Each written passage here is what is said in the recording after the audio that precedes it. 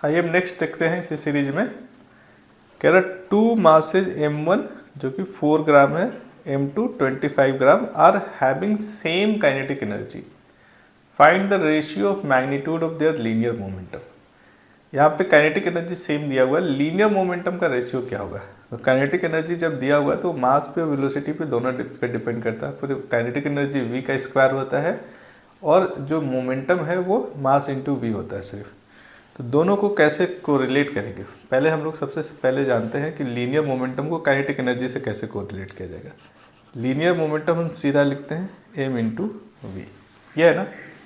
Kinetic energy में होता है वी स्क्वायर, तो वी स्क्वायर के लिए क्या करना होगा, दोनों तरफ स्क्वायर कर दीजिए। ये हो गया पी स्क्वायर, इधर क्या हो गया, इधर हो गया sir M square V square. पर अभी भी ये काइनेटिक एनर्जी नहीं बना है। कैसे बनेगा, इसको 2m से डिवाइड करिए, इसको भी 2m से डिवाइड करिए।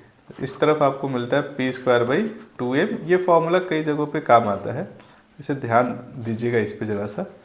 ये हो गया हाफ एम वी स्क्वायर, जिसको आप काइनेटिक एनर्जी लिख सकते हैं। काइनेटिक एनर्जी को k से लिख रहे हैं, ठीक है। अब हमारे पास देखिए p और k में रिलेशन बन गया। पी स्क्वायर जो है वो 2m इंटू के कहा जा सकता है, पर p को हमको बताना और k दिया हुआ, काइनेटिक एनर्जी दिया हुआ सेम है, मास अलग अलग है। तो p इज इक्वल टू आप लिख सकते हैं अंडर रूट 2mk। दोनों पार्टिकल का जो काइनेटिक एनर्जी और लीनियर मोमेंटम का रिलेशन वो सेम रहेगा। काइनेटिक एनर्जी दोनों में सेम है, मास अलग है, इसलिए लीनियर मोमेंटम दोनों का डिफरेंट होगा। P1 में क्या बदल रहा है, P1 जो है वो हो जाएगा sir under root 2m1 into के। के को K1 क्यों नहीं लिख रहे हैं, क्योंकि K1 K2 दोनों बराबर है। P2 क्या होगा इसी तरह से, ये हो जाएगा रूट अंडर 2m2 इंटू के। अब हमसे क्या पूछा गया, रेशियो पूछा गया किसका, दोनों का लीनियर मोमेंटम का, यानी P1 बाई P2 का सही रिलेशन क्या है यहाँ पे।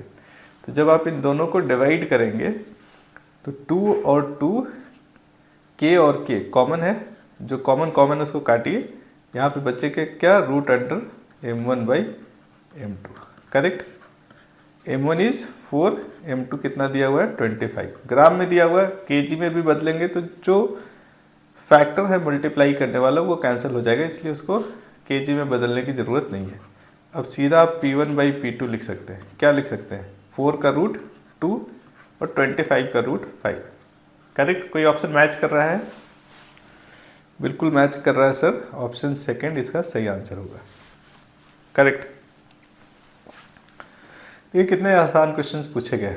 ये वर्क एनर्जी पावर का, इससे आसान सवाल हो ही नहीं सकता है। बस काइनेटिक एनर्जी और लीनियर मोमेंटम का फॉर्मूला आपको पता होना चाहिए।